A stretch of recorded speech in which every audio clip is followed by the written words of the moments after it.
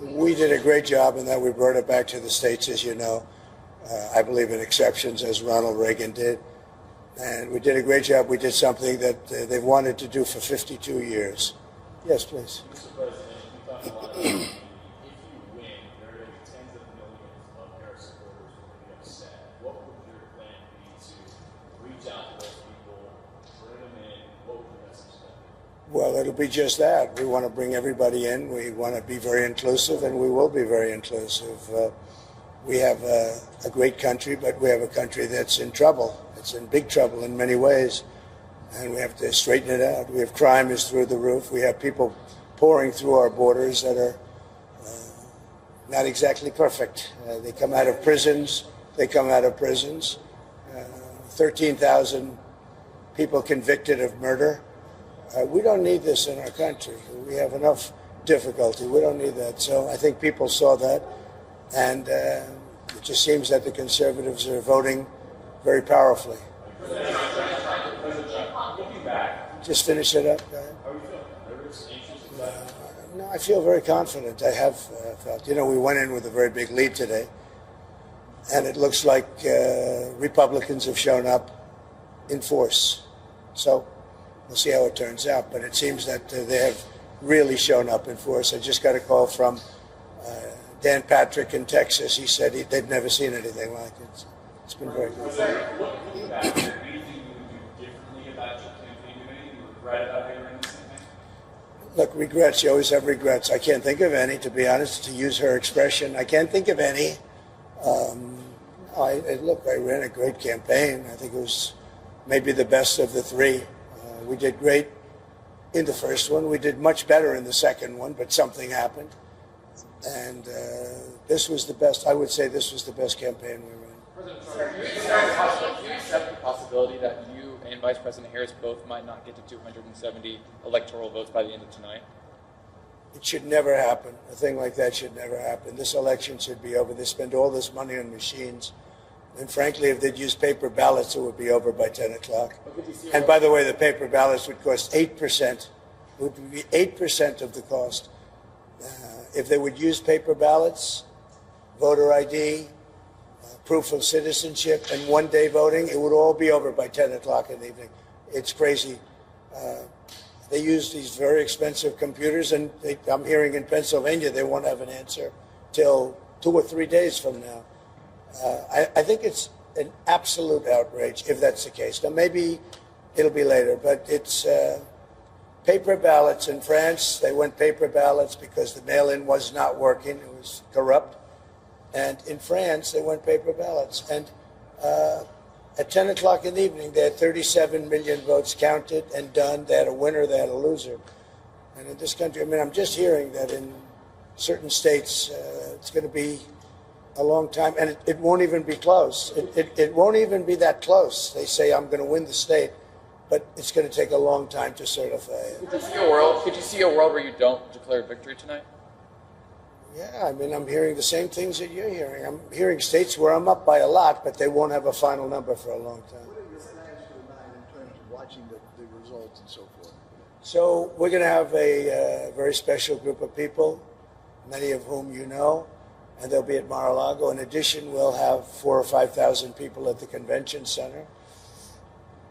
On the assumption I win, I mean, I don't know if something else happens. I don't know what's going to happen in terms of declaring victory, but if in normal times I would go over to the convention center, let's say at 10 o'clock or 11 o'clock or something, but I just don't know.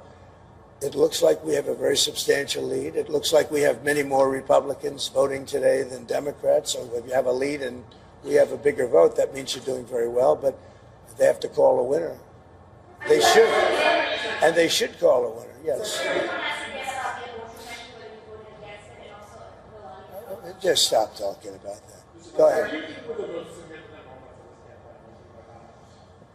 Oh, I don't know. I was honored to get Joe Rogan last night. I mean, Joe Rogan's a big deal. He's a very respected person. And I must tell you, Megan was fantastic. She got up and said some things that were really pretty amazing. But before that, I just think we ran a good campaign. I had good policy. I had We want people to come into our country, but they have to come in legally. You know, we want strong borders, and we want people to come in. We want to be totally inclusive, but they have to come in. I think that was a big issue. To me, that was the biggest issue. I may be wrong. You know, a lot of people said inflation. Inflation's a disaster, but I think it's a second issue. I think the first is the border. We can't allow criminals to be put back into our country or to be put into our country. So you have 13,000 plus murderers allowed to roam in our country. Not going to be allowed. They have to go.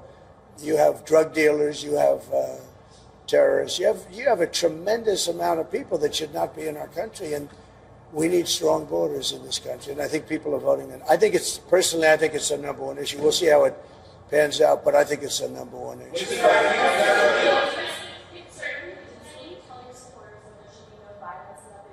I don't have to tell them that. I don't have to tell them that there'll be no violence. Of course there'll be no violence. My supporters are not violent people. I don't have to tell them that. And I certainly don't want any violence, but I certainly don't have to tell. These are great people. These are people that believe in no violence.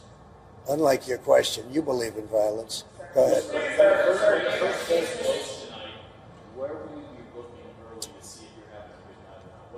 Well, I think I'll be at Mar-a-Lago for the most part. We have a lot of political professionals. I'm going over now with Melania, who I'm very proud of. She's got the #1 bestseller. Can you believe that? He can believe it. But so we're very proud of the job she's done with that. Her book is #1. But we're going to go over to the office in West Palm, and we're going to say hello to the workers. They've worked very hard. Will Georgia kind of be your first indication of whether it's going to be? I think so. I mean, I hear we're doing very well there in Georgia. I hear we're doing very well. I hear we're doing very well everywhere. Now, I may regret that statement, but I'm hearing that we're doing very well. Would you go louder? No,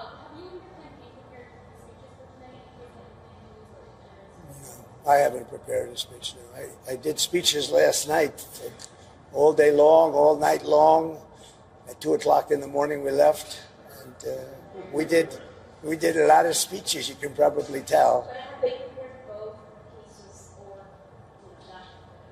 No, I don't have to do that. You know, I'm not a Democrat.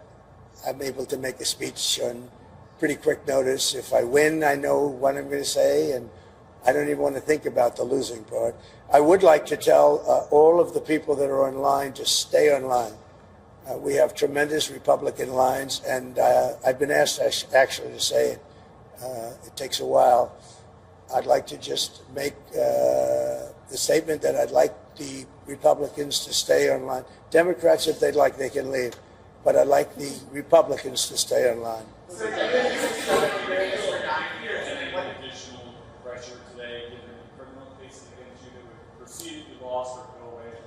I have no pressure whatsoever. I'm winning big cases. Those cases are all being won. The biggest case was the Florida case, and it's been won. I appreciate your nice question. Sir, you and Mrs. Trump have been doing No this pressure whatsoever.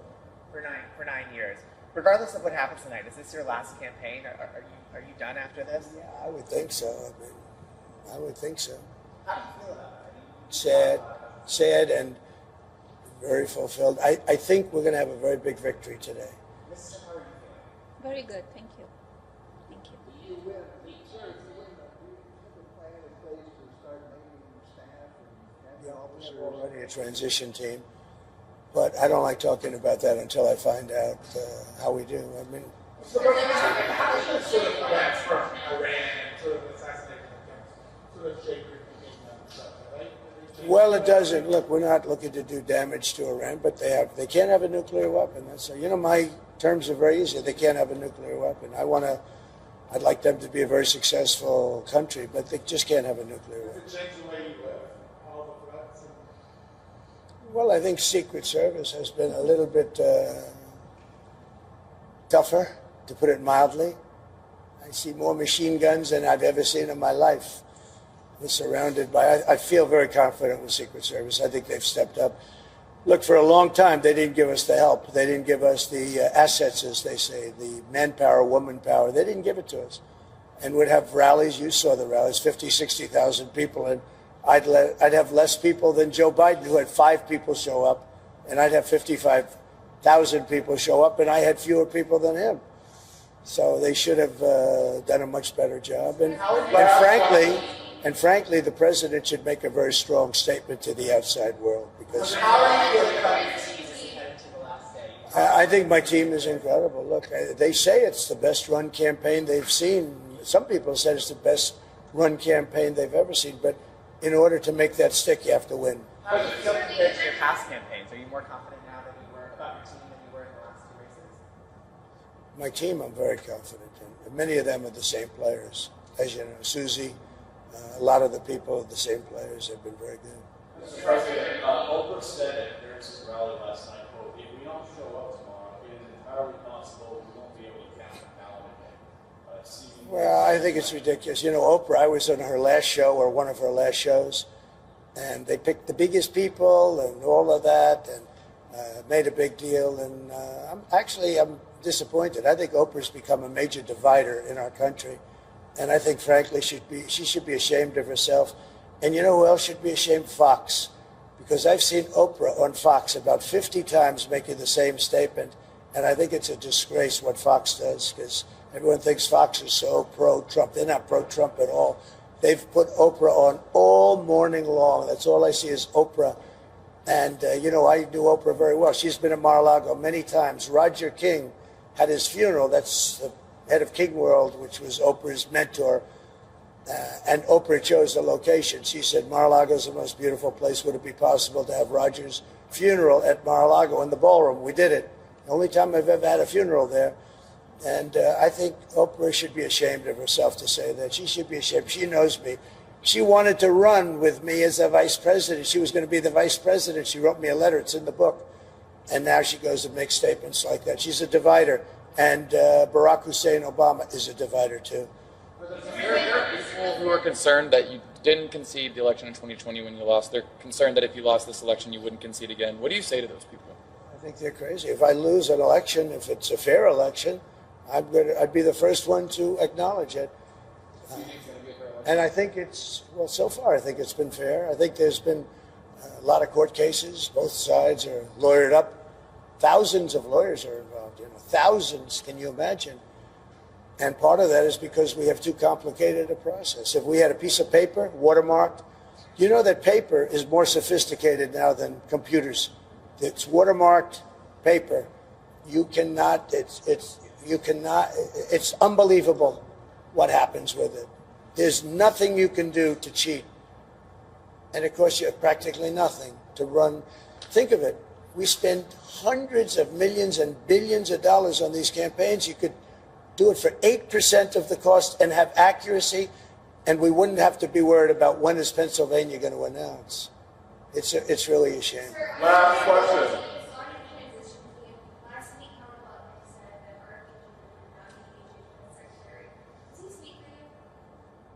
Well, he knows exactly what, but that's only based on what RFK told. I don't think RFK wanted that. You're talking about Health and Human Services.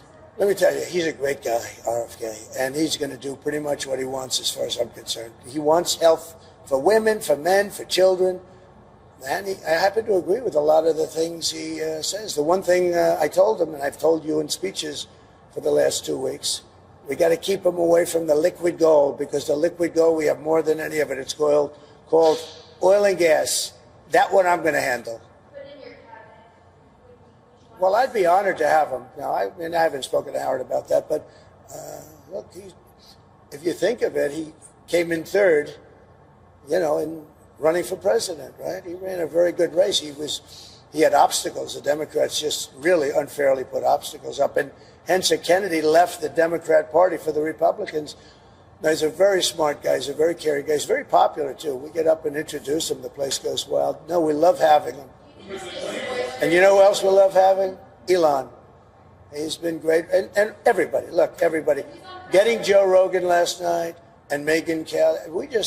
This is very inclusive. This is a movement. This is the greatest political movement in the history of our country. And even you people, and some of you are fair sometimes, but it's the greatest movement in the history of our country, and I've made that statement 1,000 times. It has never been challenged. It is the greatest movement, and we're going to make America great again. Thank you all very much. Thank you. Thank you. Nice to see you. Thank you, guys. Thank you, guys. Thank you, guys. This way. Thank you, guys. Thank you, guys.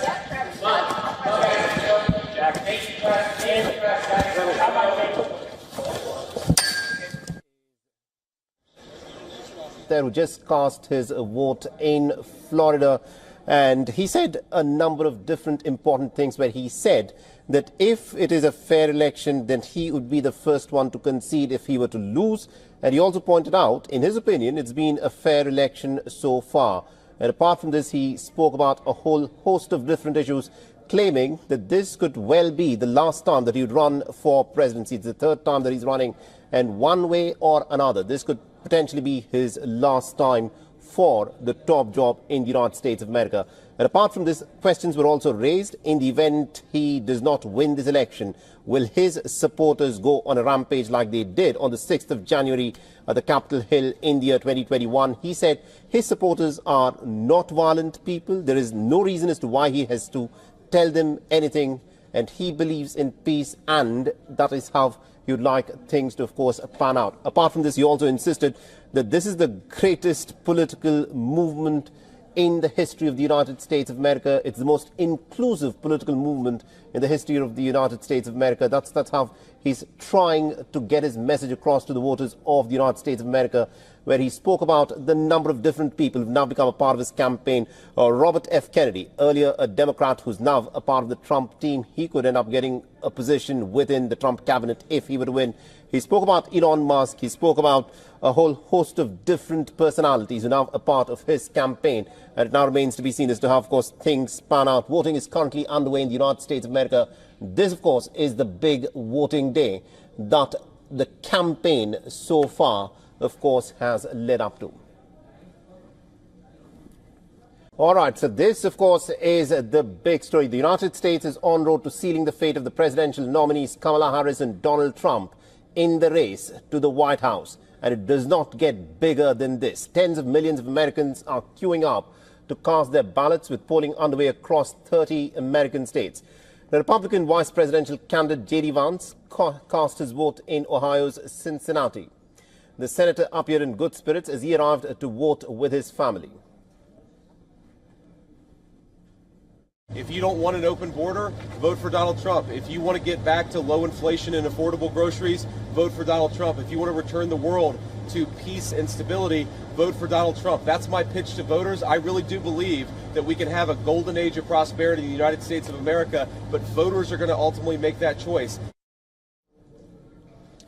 You know, 82 million early votes have already been cast nationwide. This is slightly more than half of the total turnout in the 2020 presidential elections. Now, the battleground states, Georgia and North Carolina, have reported record early voting numbers. In Georgia alone, where the voters have swung between the Republicans and the Democrats in the last two presidential elections, over 4 million ballots have already been cast, and they were cast early. Initial trends suggest that early voting turnout has dropped across nationwide this year compared to the pandemic-hit 2020 polls. The Republicans have increased their share of pre-election votes compared to 2020, with the Trump campaign actively encouraging early and mail-in voting. In the battleground states, the early voting gender gap resembles that of the 2020 and 2022 midterm elections. About 1.8 million more women than men have cast their ballots early in the swing states this time round. However, this gap is smaller than what it was at the same point in 2020. Now, Harris has championed abortion rights and has promised to lower food and housing costs for the working families. Now, Trump, on the other hand, has vowed to secure the border and has proposed massive tax cuts to stimulate the economy. The polls show that the race is a dead heat, with Trump vowing a pretty triumphant return to the White House, while Kamala Harris has declared that the momentum is on her side. But the question, of course, is it really? What is there in the heart of the American people? How are they voting? And what, of course, is expected to happen in the course of the next 24 to 48 hours, when we'll get a clear picture as to who, of course, will be at the White House.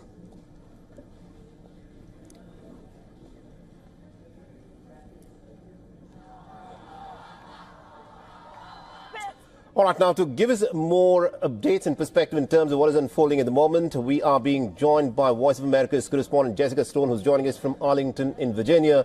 And also on the broadcast, we have a political science professor, John Ports, who's joining us live from Boston. Jessica, let me in fact start off with you. At this moment, give us a sense of how voting is panning out where you are and what are you gathering from the neighboring states as well?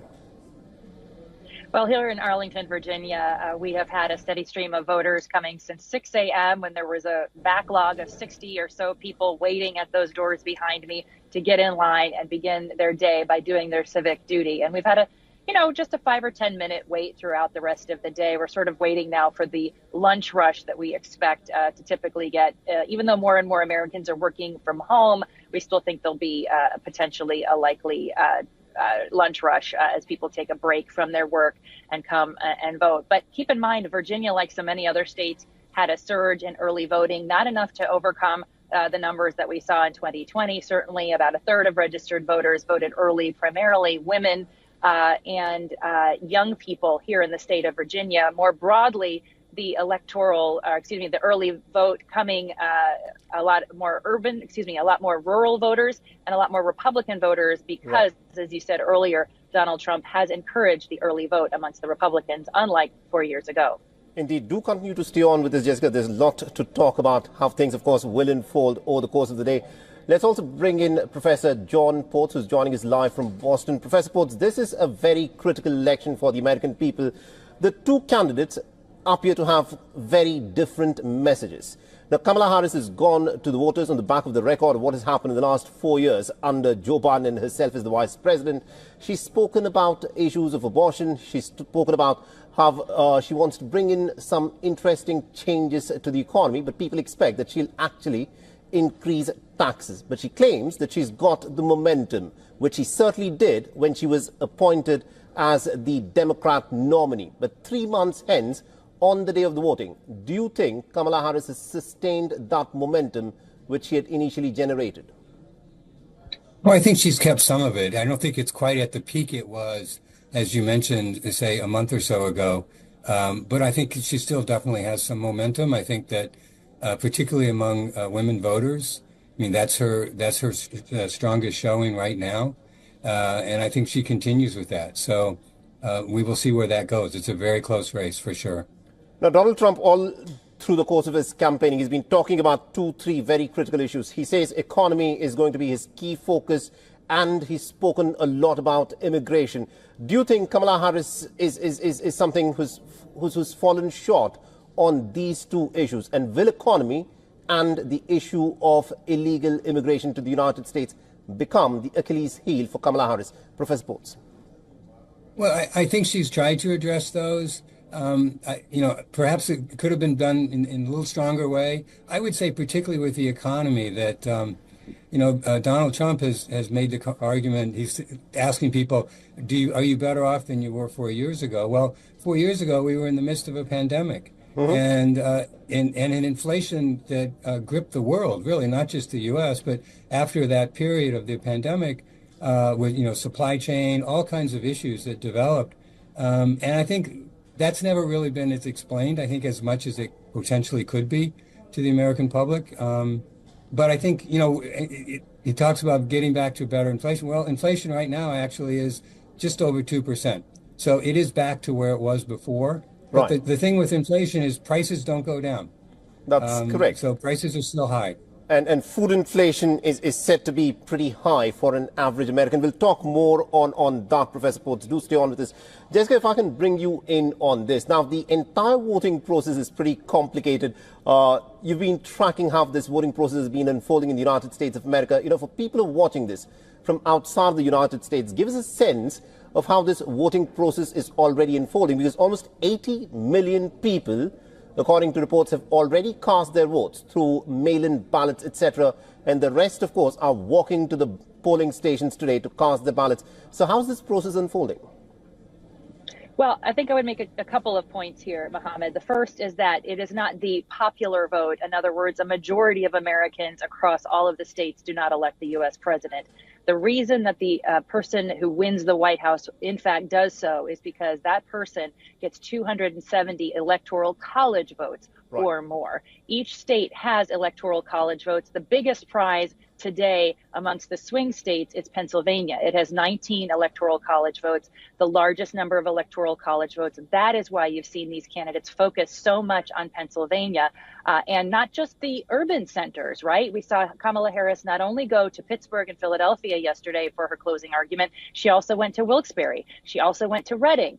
She is making sure that she drives up the vote in areas that have immigrants, that have minorities, that have women, and that have any constituency that's concerned about reproductive rights, because that is a big issue that she is running on. For Donald Trump, he also went to Pennsylvania in the middle of his day yesterday to essentially run up the vote in those redder areas. He went to the center of the state. If he can run up the vote in more Republican areas, and the vote is suppressed, or there's not enough people coming out in more urban areas in Pennsylvania, that could hand him those 19 electoral votes. If he gets them, it changes the path for Kamala Harris to win the White House. She has to do a harder path to get states that are not likely to go for her or that haven't always gone for her in the South. Likewise, if he doesn't get Pennsylvania, he has to win the harder votes in the Rust Belt states of Michigan and Wisconsin. And these are states where he also needed to campaign yesterday. That's why you saw him end the day in the most conservative part of Michigan, the most Republican part of Michigan, Grand Rapids, trying to run up that vote.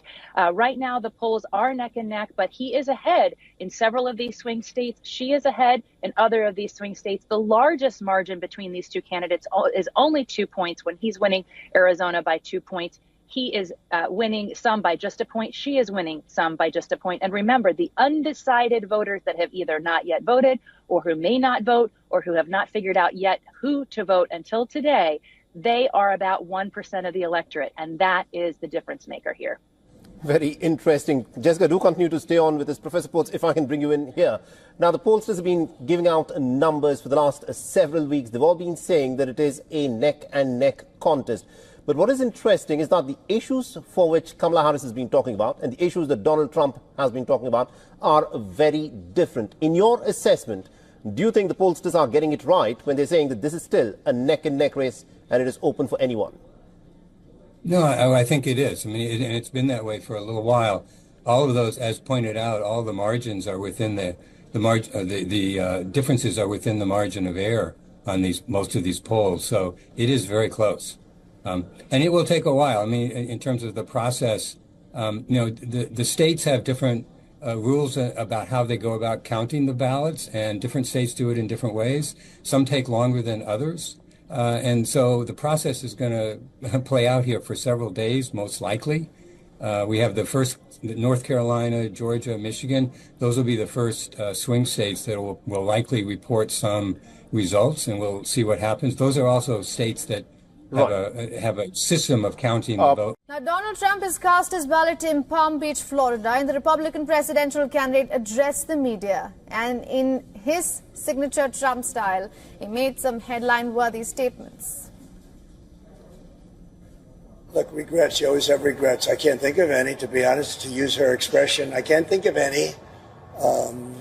I ran a great campaign. I think it was maybe the best of the three.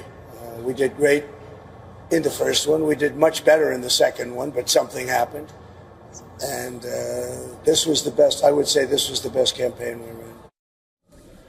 While listing his key priorities, Republican candidates said immigration remains #1 issue and inflation comes second on his list. Trump also said that he will admit defeat, but only if the election is fair.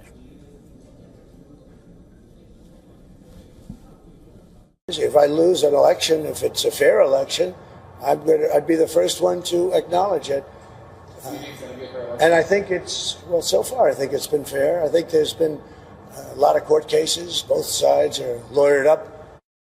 I don't have to tell them that there'll be no violence. Of course there'll be no violence. My supporters are not violent people.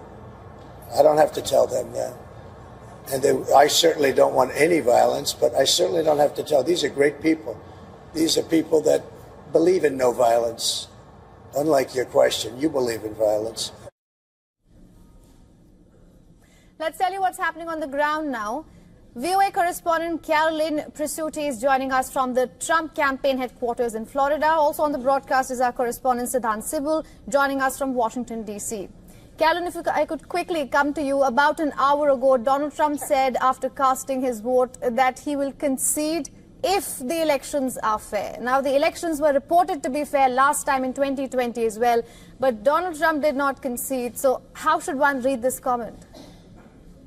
Well, I think if he said it on camera, I think voters will hold him to it. If he said that he will concede if the vote is fair. Now, remember, though, he kind of set the seed early on in this campaign, or maybe about 2 weeks ago, he started saying, if we don't win, that means there was fraud involved. So he's already planted that seed in voters' heads. So for him to say that today is good news. In the fact that he may accept the outcome, unlike 4 years ago. So we'll have to wait and see. He did cast his vote about 2 kilometers from where we are. We're actually in front of the Palm Beach County Convention Center.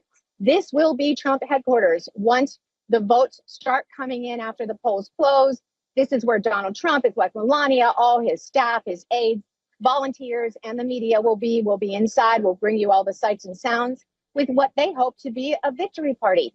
If indeed Donald Trump has gotten out the votes of the young white males, that's what he says is the key to him winning.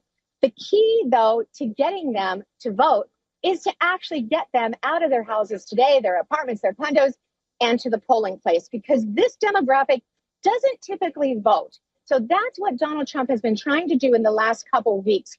He appeared with Joe Rogan on his #1 Spotify podcast, which 80% of his listeners are male. So that was in an attempt to reach those voters. Also, he was on Bill Belichick's podcast, Bill Belichick being a very famous football coach from here in the United States.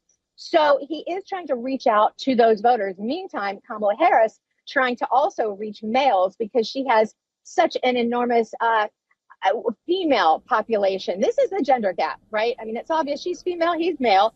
They're going to get male and female votes. Kamala trying to pull the male votes away from Trump. Trump trying to pull the female suburban white moms over to his side. So those are the challenges for these two. We're going to be watching the swing states, specifically Kamala Harris in 5 different cities in just one state, Pennsylvania, yesterday.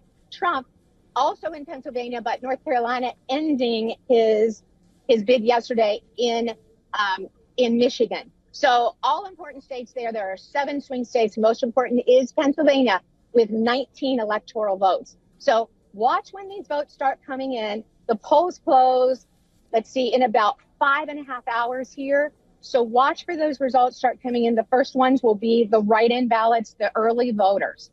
That's 80 million Americans. I stand corrected, 83 million Americans who've already voted. So those will be the first ones counted. Absolutely. And speaking of Pennsylvania, we're also hearing that the counting for mail-in and absentee ballots are already underway. It's a crucial state, as you mentioned this time. What's happening in Pennsylvania, if you could deep dive a little there? So Pennsylvania, we're hoping that we'll have some results tonight, right? But let me look at Pennsylvania first. Pennsylvania changed their laws since 4 years ago. They were criticized a lot by the machine that wanted to say that this was fraudulent, the election, right? So Pennsylvania tightened down on their laws. They could not start counting ballots until 7 this morning. So they're not ahead in the vote count for those early ballots. So they had to start counting at 7. That'll probably last into the wee hours, but they say that their goal is midnight tonight. We'll see if they make it. We hope so. Meantime, Wisconsin also has that same rule where they couldn't start counting the early ballots until 7 this morning. So those are 2 swing states that may be reporting in a little bit late. Now, let me warn your viewers about a couple of things. When we first start seeing these results come in, there could be something called the red mirage. Red being the color for Republicans. So what happened 4 years ago was that when the early voting was tabulated, Trump was ahead. Then when the urban cities, those with more population, were tabulated, which takes longer, right? Then it kind of skewed towards Joe Biden, who then became the president. So just be aware of that. Early results sometimes aren't the end result. So be aware of that. We'll be watching the swing states for you, though, and can give you some context on that. Absolutely. And Carolyn, if I could quickly go back to a very important point you made about the gender divide that we are seeing, how the male voters are kind of siding with Donald Trump and the female voters are increasing going towards Kamala Harris. I was reading a few of the voting intention by age category, and interestingly I came across this 18 to 29 category where Trump is supported only by 34%, whereas Kamala Harris goes up to 63%. Now, this is the Gen Z category that we have been talking so much about. And we heard Kamala Harris, I don't know how many times, say that she loves the Gen Z. She knows that Gen Z is important. And there has been a visible push towards this category. And it explains 63% towards Harris. Absolutely. So I must admit, throughout history, right, the younger voter in this country has traditionally been liberal, and that is more in line with the Democratic policies, Democratic views. So that's why Trump is having difficulty reaching this group. And this group, some of them are very much an activist, very much want to come out and vote, where the others say, oh, you know, my vote doesn't count, I don't need to vote, and they're apathetic about the election. So reaching this group on both sides is very important. Get them motivated, get them off the couch today and to the polls if they haven't already voted. Now, Trump doing that with the man, right? That's why I mentioned the Rogan podcast and the Belichick podcast and reaching people on social. But also, Harris did that too last week and the week before. So we'll have to see. I think in the future, honestly, in 4 years, we're going to see a different type of outreach. We're becoming a society more ruled by social media. And I think you'll see the candidates then kind of move away from the traditional reaching of voters on network, legacy TV stations, legacy radio stations, more to social. And they'll just have to adapt their campaigns that way. Right. Also, something that I found very interesting was just 2 days before election day, a polling from the state of Iowa made headlines, not a swing state. Kamala Harris was leading in a traditionally red state. Carolyn, is this something we could see in other non-swing states as well this time? Keep in mind that's one poll by a really reputable firm. But if you really dig deep into that poll, not a good enough selection of the population. And that is also what we're facing. Whenever you see a poll, always kind of trace it back, kind of see like the source, see who's conducting the poll, how many people were interviewed, who are those people who were interviewed, and also always follow that back. Sure, it did show Kamala Harris up in that poll, but again, one state, traditionally red. We'll have to see what happens tonight. Now, honestly, I talked to an expert the other day, and I heard them say, look, the polls are so close. That's not really what they show. They just show that no one really knows what's going to happen in this election. So that's one way to look at polls, right? I've lost count how many times I've heard that in respect to the U.S. elections. Now, could you explain to our viewers as well, when is it that we could actually see the results coming out? When is it that we could paint the U.S. map in red and blue? 7 o'clock is when the East Coast states start to close their polls, right? And that's when you're going to see those early voters, that 83 million across the country, start to trickle in those results. So 7 o'clock is what, in 5.5 hours from now? That's when we'll have a better handle. And remember, in this country, we're very careful about releasing some preliminary data before everyone has a chance to vote, because that would give viewers and listeners the ability to say, well, my vote's not going to count. And we want them to vote. So you really don't want to release that information too early. But I'd say 5.5 hours from now, you'll start seeing state by state. Right, Callan, if you could just circle back to Donald Trump quickly. He also said something that I found interesting during his recent address to the media. He said, I've done the best campaigning this time among the 3 elections, and all my campaign leaders also agree with me.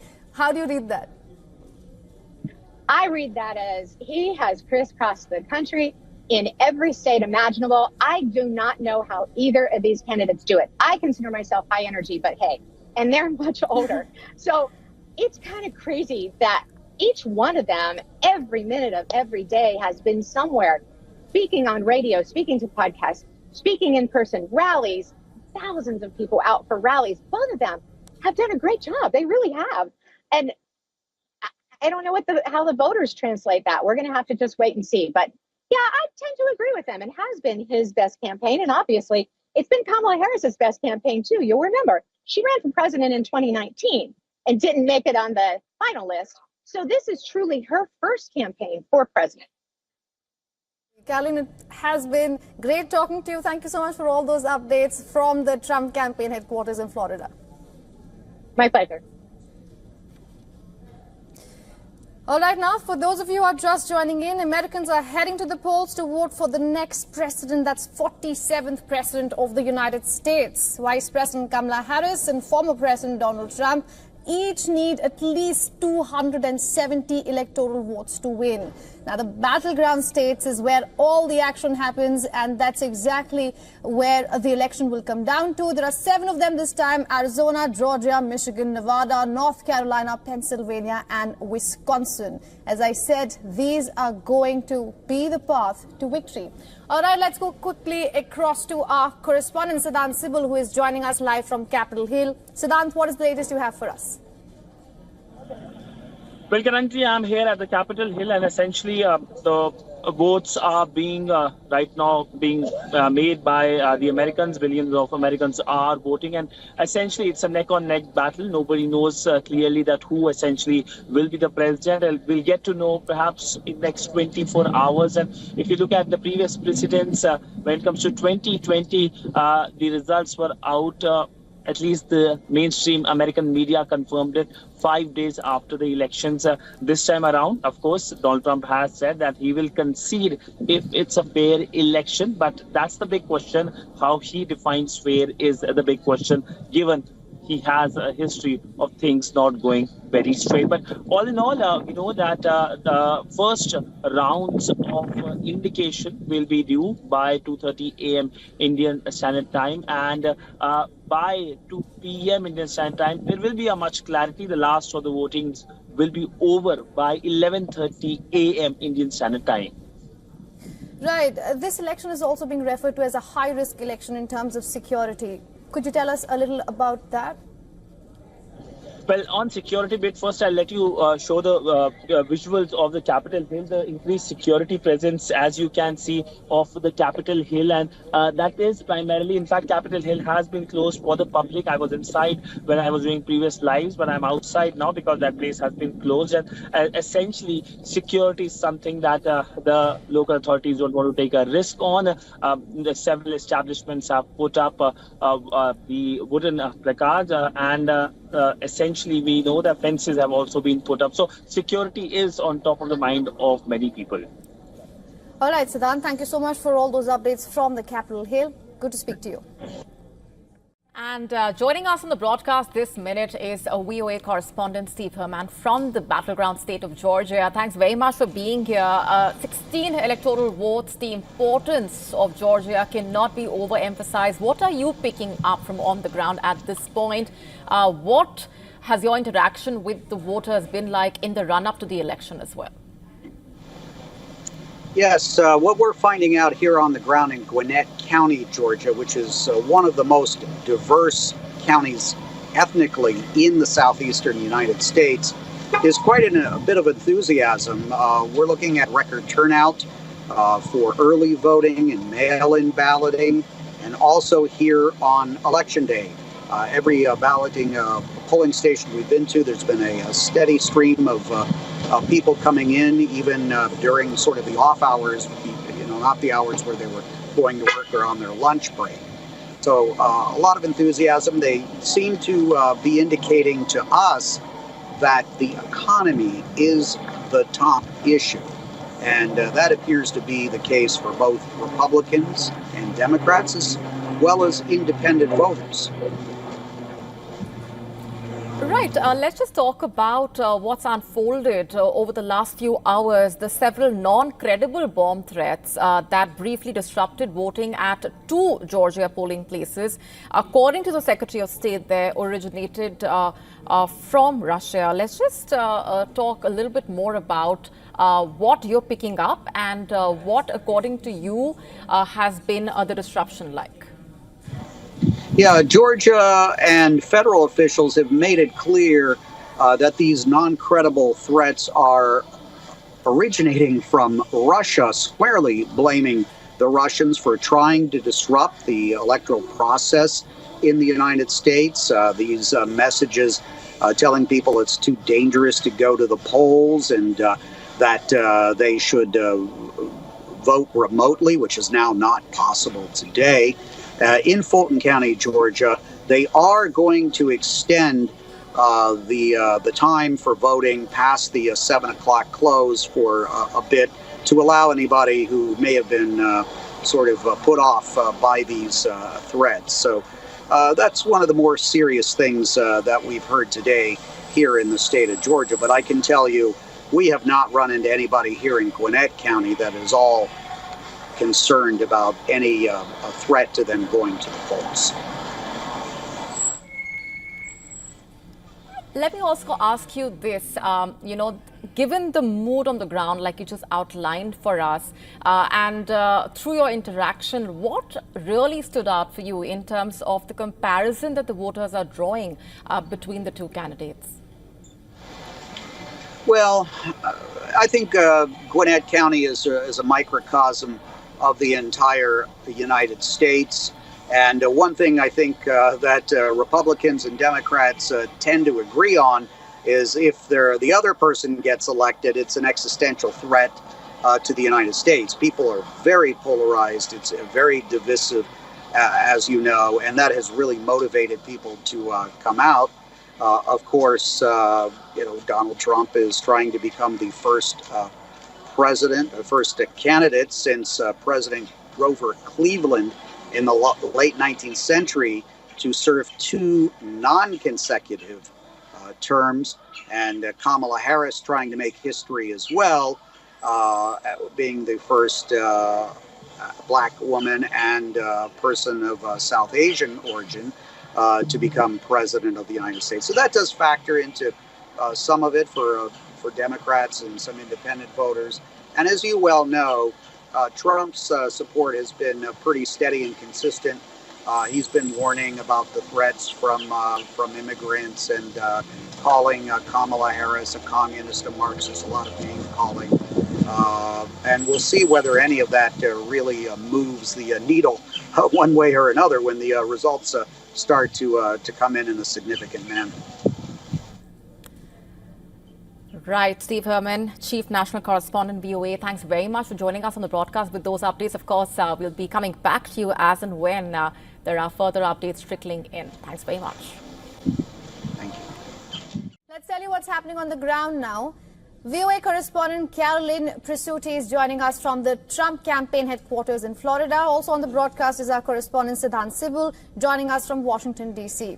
Carolyn, if I could quickly come to you. About an hour ago, Donald Trump said after casting his vote that he will concede if the elections are fair. Now, the elections were reported to be fair last time in 2020 as well, but Donald Trump did not concede. So how should one read this comment?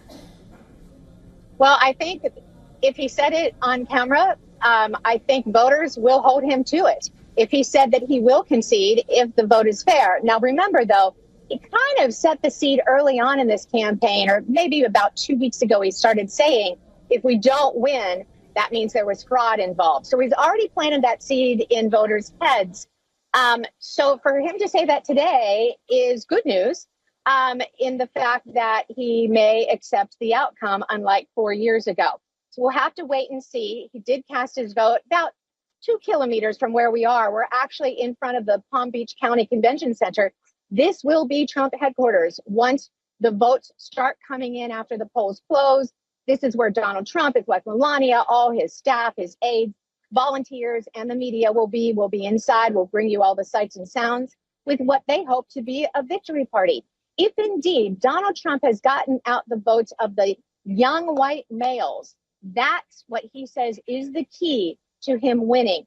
The key, though, to getting them to vote is to actually get them out of their houses today, their apartments, their condos, and to the polling place, because this demographic doesn't typically vote. So that's what Donald Trump has been trying to do in the last couple of weeks. He appeared with Joe Rogan on his #1 Spotify podcast, which 80% of his listeners are male. So that was in an attempt to reach those voters. Also, he was on Bill Belichick's podcast, Bill Belichick being a very famous football coach from here in the United States. So he is trying to reach out to those voters. Meantime, Kamala Harris trying to also reach males because she has such an enormous female population. This is a gender gap, right? I mean, it's obvious she's female, he's male. They're going to get male and female votes. Kamala trying to pull the male votes away from Trump. Trump trying to pull the female suburban white moms over to his side. So those are the challenges for these two. We're going to be watching the swing states, specifically Kamala Harris in 5 different cities in just one state, Pennsylvania, yesterday. Trump also in Pennsylvania, but North Carolina ending his bid yesterday in Michigan. So all important states there. There are 7 swing states. Most important is Pennsylvania with 19 electoral votes. So watch when these votes start coming in. The polls close, let's see, in about 5.5 hours here. So watch for those results start coming in. The first ones will be the write-in ballots, the early voters.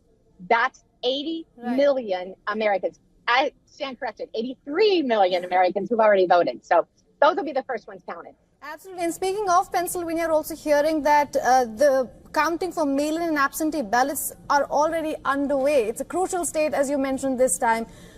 What's happening in Pennsylvania, if you could deep dive a little there? So Pennsylvania, we're hoping that we'll have some results tonight, right? But let me look at Pennsylvania first. Pennsylvania changed their laws since 4 years ago. They were criticized a lot by the machine that wanted to say that this was fraudulent, the election, right? So Pennsylvania tightened down on their laws. They could not start counting ballots until 7 this morning.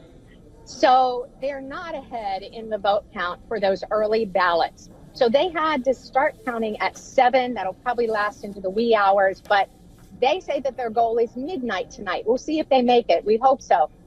Meantime, Wisconsin also has that same rule where they couldn't start counting the early ballots until 7 this morning. So those are 2 swing states that may be reporting in a little bit late. Now, let me warn your viewers about a couple of things. When we first start seeing these results come in, there could be something called the red mirage.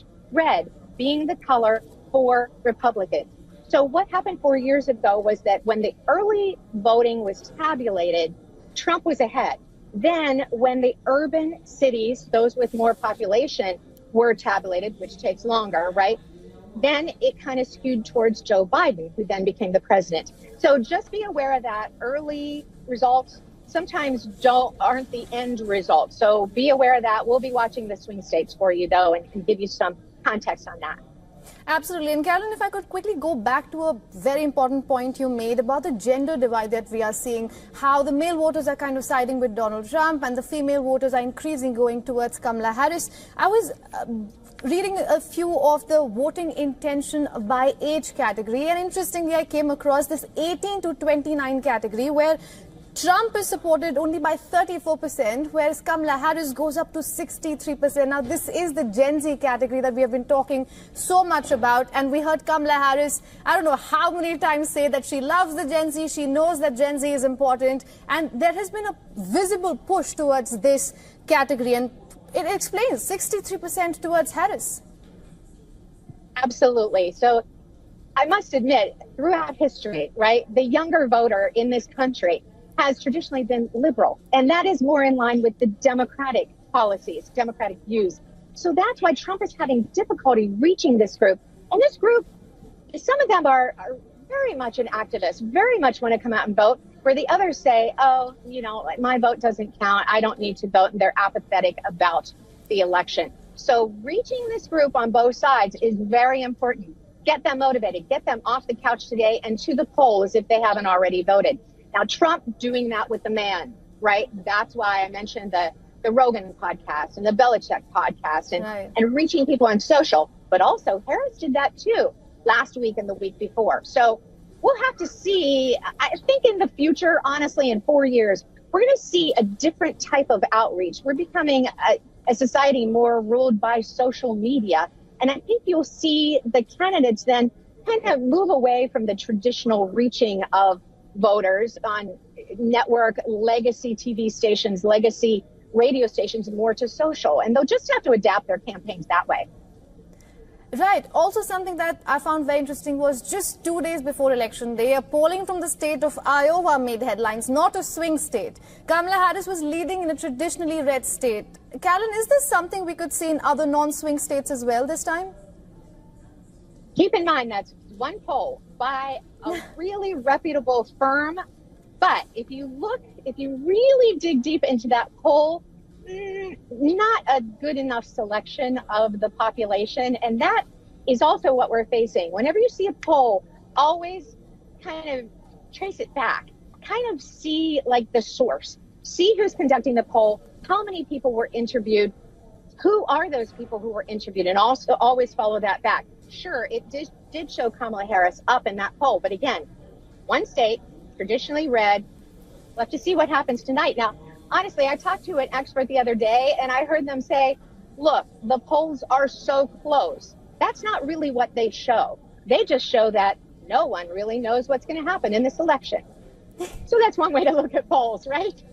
I've lost count how many times I've heard that in respect to the U.S. elections. Now, could you explain to our viewers as well, when is it that we could actually see the results coming out? When is it that we could paint the U.S. map in red and blue?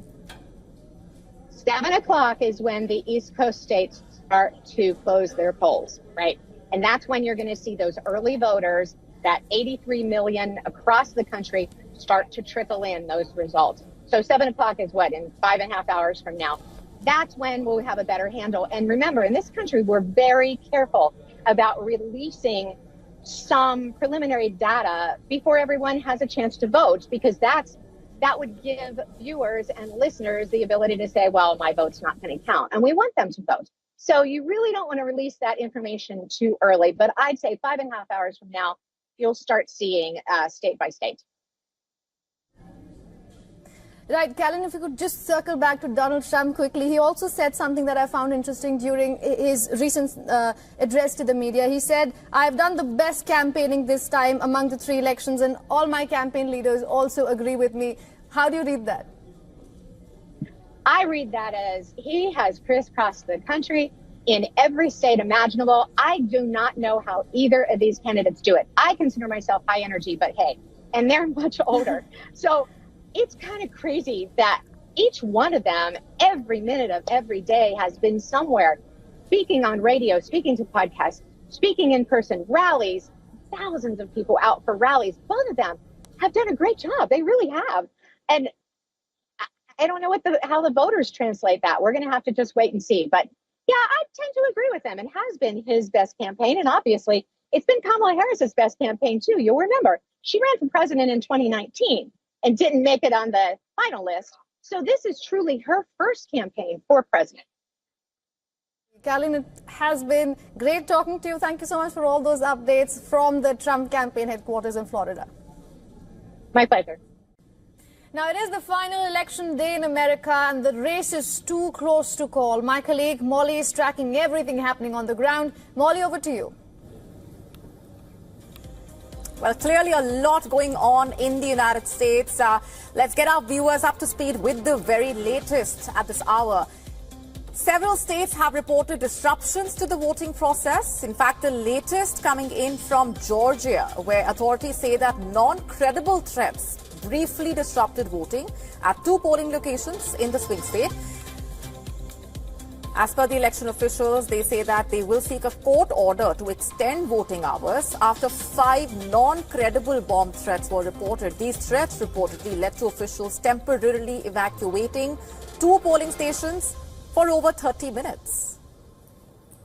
More reports coming in of parties trying to disrupt the electoral process on the final day. In fact, the FBI has issued a warning against 2 fake videos.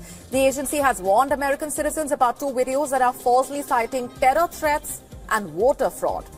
As the FBI tries to combat election disinformation, FBI officials have said that both videos are not authentic, and also that these are attempts to basically deceive the public with false content. In fact, just a short while back, Donald Trump addressed the media after he cast his ballot in Palm Beach, Florida. The Republican presidential nominee spoke on a slew of issues, calling the current campaign his best of the 3 elections. Not just that, he emphasized on his stance when it comes to immigration, calling it the #1 issue in the United States. Meanwhile, Kamala Harris, who already cast her vote in an early ballot, remember, will be attending a traditional family dinner ahead of the election night watch party in Washington, D.C. Harris said she will be sitting down for a dinner with the family, as is tradition for her, after sitting down for a slew of radio interviews. On the broadcast this minute is VOA White House Bureau Chief Patsy Widakuswara from the Harris headquarters in Washington, D.C. Hi, Patsy. Good to have you on the show. Let me begin by asking you for your assessment of what the mood is looking like, where you're standing. Well, from the Harris campaign, the mood, they tell us, is that they really want to stay focused and calm and confident of the results as this process goes through. They say that they're very proud of the organization that they have built with this, and also the huge campaign cash that they have raised, close to $1 billion. It's about 2.5 times more than Donald Trump. And they're also very proud of the fact that they got to this point just in 3 months after Kamala Harris became the Democratic nominee. You can probably see behind me the preparations are on the way to get the stage set up for the Vice President, if she does come to join us later this evening. The schedule is still unclear at this point. But one thing that the Harris campaign is saying is that they are also very much prepared for the kind of legal election challenge, and also issues with certification of results that may arise from the Trump campaign. They say that they are ready to fight this with facts and ready to fight it with their own legal army of people who will fight for every vote to be counted. Right, Patsy, I also want to get in a quick assessment and reaction from you on the disruptions to the electoral process that have been reported over the last couple of hours. What more can you tell us about that? So the danger of these kind of processes or disruptions of the process, even though the disruptions themselves are small and can easily be taken care of and fixed almost immediately, usually all the election officials in the counties and the precincts, they have a game plan, and they already have backup plans, plan B and plan C and so on, for if anything happens. But the danger of this is not the actual disruptions themselves, but the misinformation and disinformation that could arise, that could sow doubt in the trust of the election system. We know that a majority of Trump supporters are already questioning the validity and the integrity of the election process. And this is something that former President Donald Trump himself liked to point out, saying that he will not accept the results of the elections unless it's fair. Fair meaning that he wins it. This is the narrative that he's been telling to his supporters, is that the only way that Harris can win this election is if the campaign steals it. Right. Patsy, we also heard from Donald Trump just a short while back. Interesting comments there. Any reaction to what he has had to say? He has also outlined once again the key priorities as far as his campaign has been concerned. Well, from the Harris campaign, there's not really any more reaction. I think Vice President Kamala Harris has already delivered her closing argument last night. I mean, she went to 5 different cities in Pennsylvania. You mentioned this as an important key swing state. The swing state, a battleground state that has 19 electoral votes. And she went to 5 different cities in basically less than 12 hours and delivered her closing argument, which is promoting unity, promoting a new way forward, and, not wanting to turn back and not wanting to succumb to the divisiveness that Donald Trump delivers. This is what her campaign is saying. So I don't think there's going to be much reaction in terms of coming in from the Harris campaign to whatever Donald Trump says today. Like I mentioned before, the message from her campaign is to stay focused and calm and confident as this process goes through. All right. Stay with me, Patsy. A quick reaction also from Lester Munson, Senior Fellow, National Security Institute, co-head of the International Practice at BGR Group, and Senior Fellow at National Security Institute. Good to have you with us here. What, according to you, would be the key differentiator between a Trump White House and a Harris White House?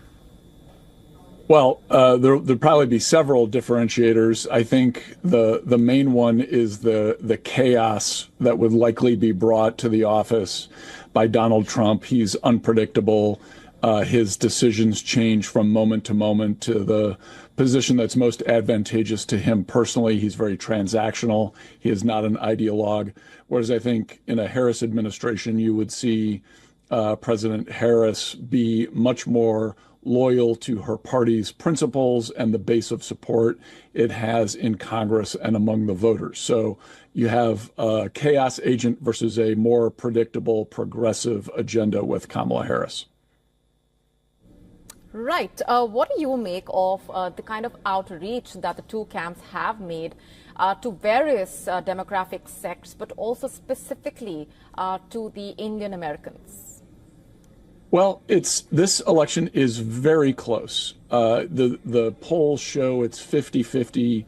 Nationally, it's 50-50 in all of the swing states, particularly Pennsylvania, and perhaps the second most important state would be Michigan.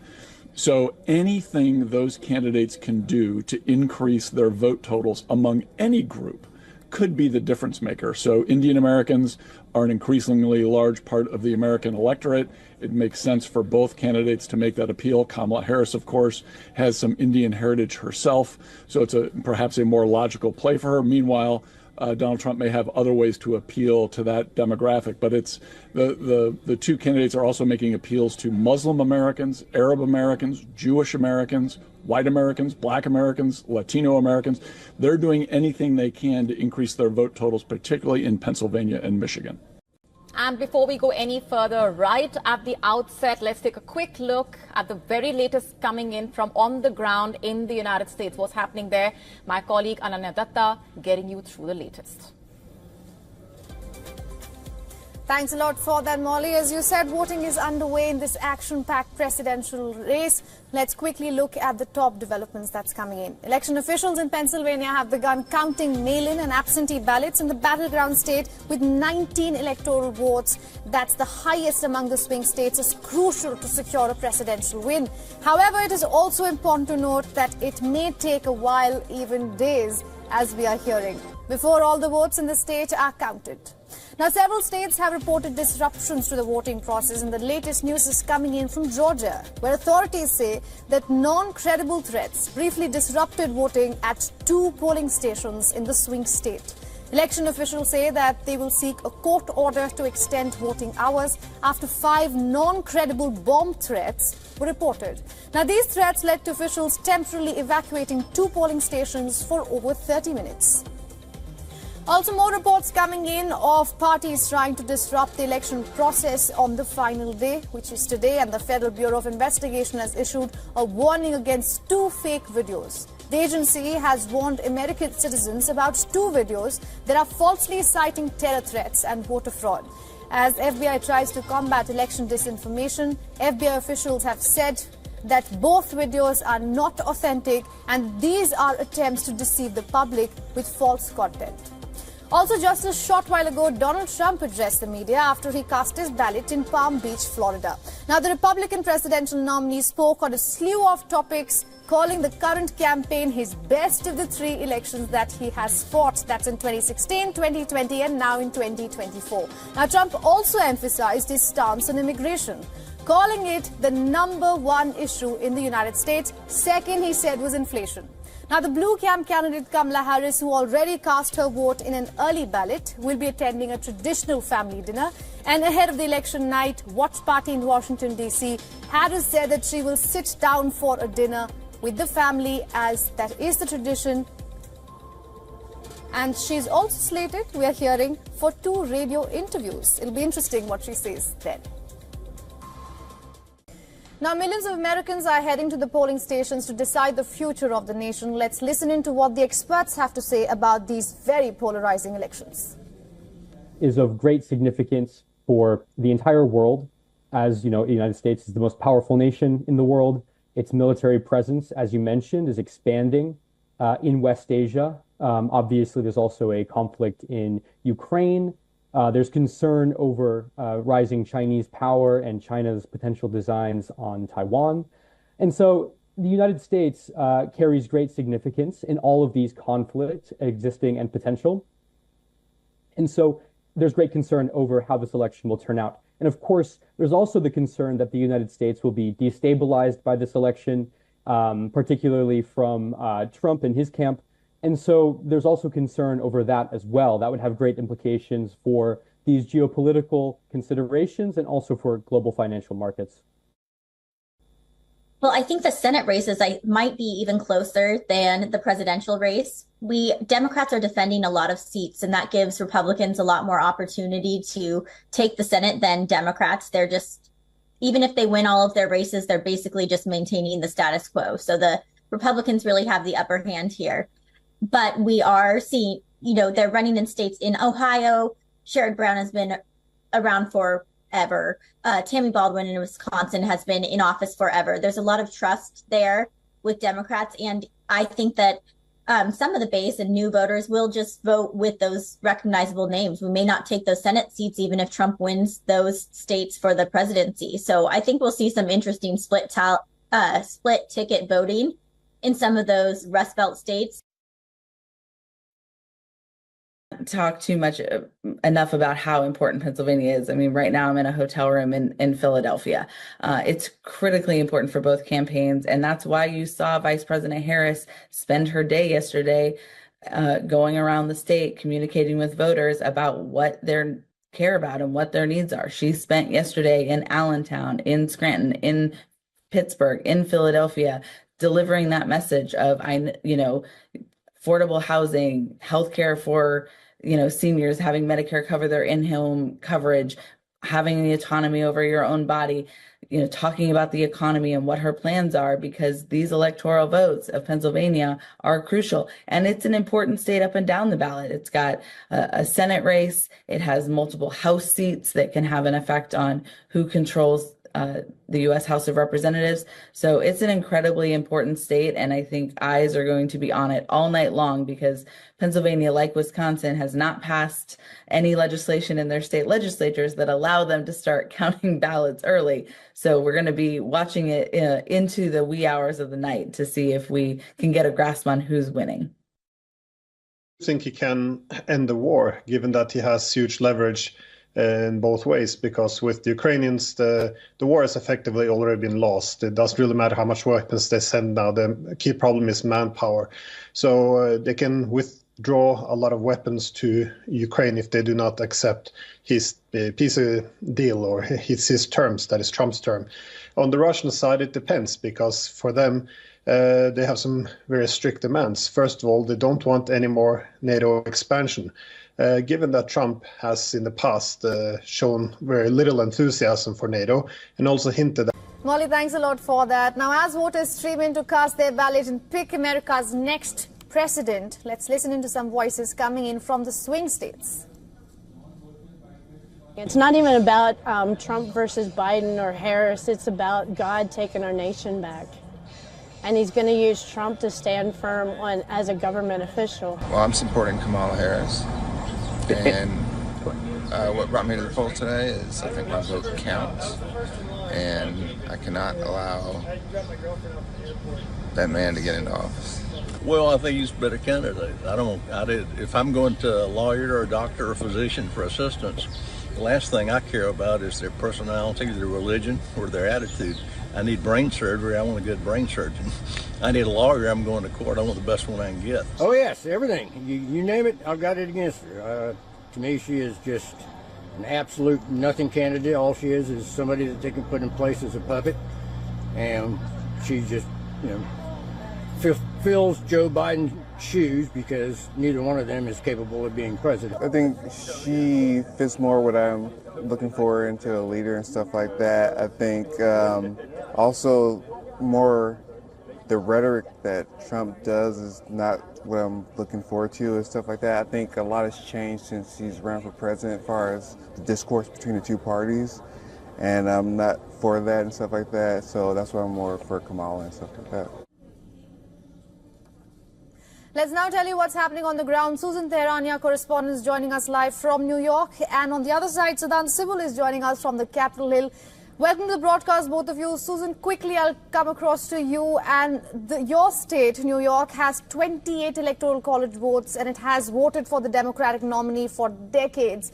But you see, this time it's different. Trump's pitch to voters has focused on economy, immigration and crime. Something we are seeing is grabbing eyeballs, even of traditionally blue states. Is that something you've been picking on from New York? I'm sorry, I didn't understand the question. What was your question? I'll repeat. I'm saying that this time, since the election is so polarized and Donald Trump has been focusing on issues like immigration, border and economy and inflation, a lot of the traditionally blue states has also been listening to Donald Trump. So is that something you've picked on New York, given that it's a traditionally blue state? Yeah, that's very true. And the last time that a Republican won New York was when Ronald Reagan took over almost the entire country, except for one state, and that was Walter Mondale's. But, you know, people are concerned. They're concerned about the economy. They're concerned about their pocketbooks. And they're also concerned about the issue of immigration. New York City right now is considered to be, although it's not, a border state at the end of the day because of so many illegal migrants here eating up the resources of ordinary Americans and average Americans and the taxpayer dollar that's going to these resources. So that issue is front and center here in New York City. But it's also important to note that while the popular vote may kind of sway more towards the former president, as you well know and you have been reporting so well, you know, these are electoral college votes. Ultimately, we have to wait and see whether or not it's going to turn so towards Donald Trump that it might flip a state like New York. But then it's also just important to say that, you know, around New York City is very blue, but then you go towards Long Island and you move a little bit north and even south of New York, and you see that, you know, they really have that sort of red flavor, and Staten Island as well. But ultimately, the electoral college votes, because of the winner-take-all system that's here in the United States, it usually goes to blue. It'll be history-making if it does turn red, but you're absolutely right. These are issues of concerns for voters here in New York. And just really quickly, I'll say, while they are concerned about this, they don't necessarily think that Donald Trump is the candidate to fix these issues. A lot of them think Kamala Harris will do a better job. Right. Siddhant, if I could now come to you. The national race, of course, between Kamala Harris and Donald Trump is of utmost importance, but there is the congressional race that's also taking place. What are you hearing on that front? What's happening?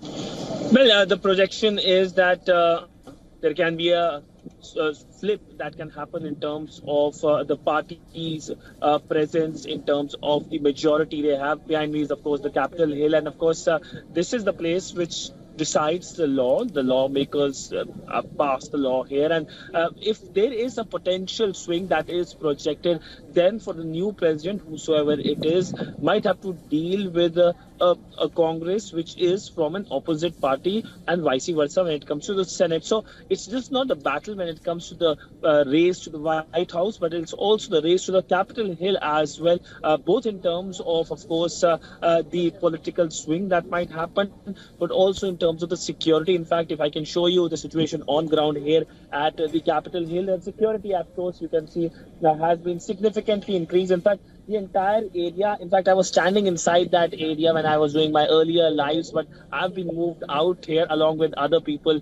as well, because the security has been increased, because on ground, nobody wants to take chances. Everyone clearly remembers what happened in January 2021 in this country and at this place. And that is why the worry or the concern is not just the results, but the outcome of the results and how the party which has been defeated, the candidate which has been defeated, might take the result as.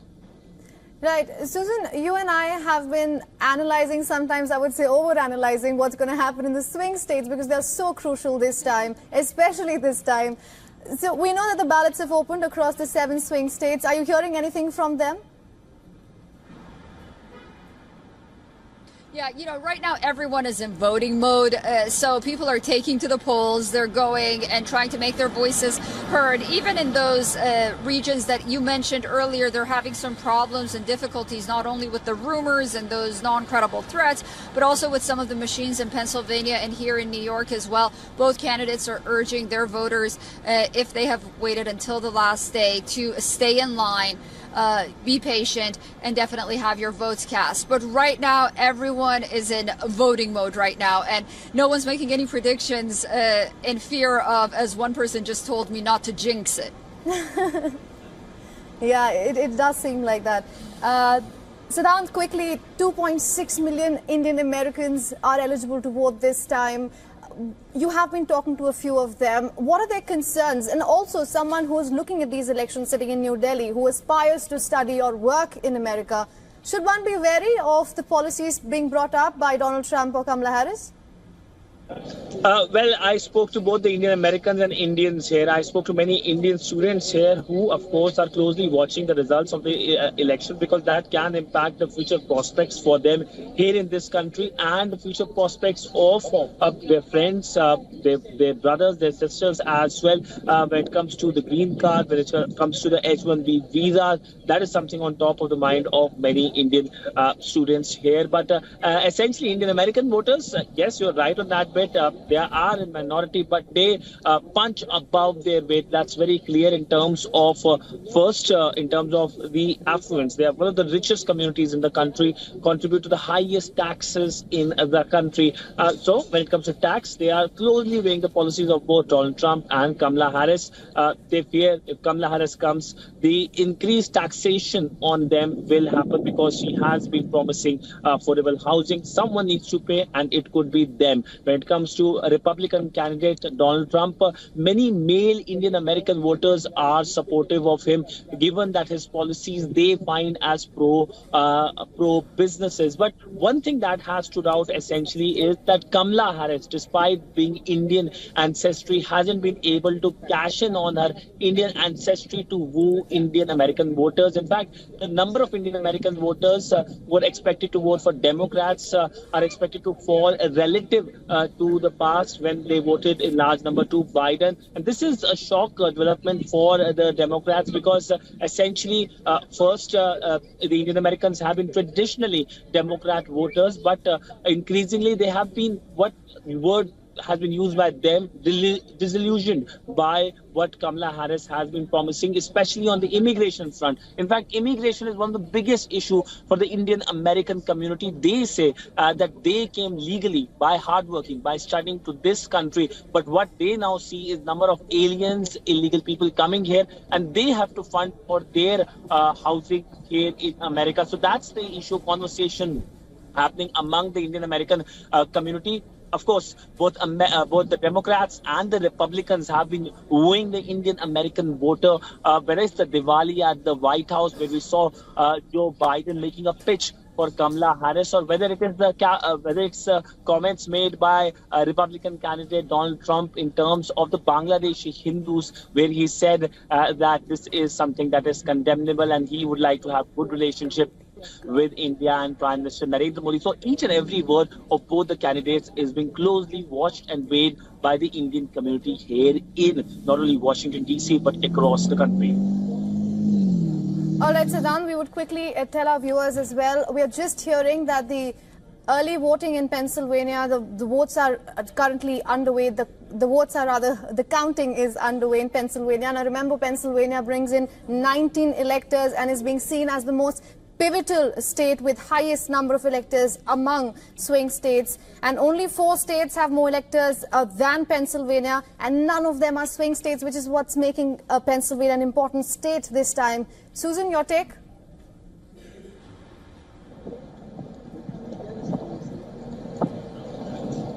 I know people are voting in Pennsylvania right now, and according to experts, 600,000 people would have to go out and vote on Election Day for Kamala Harris to win that state.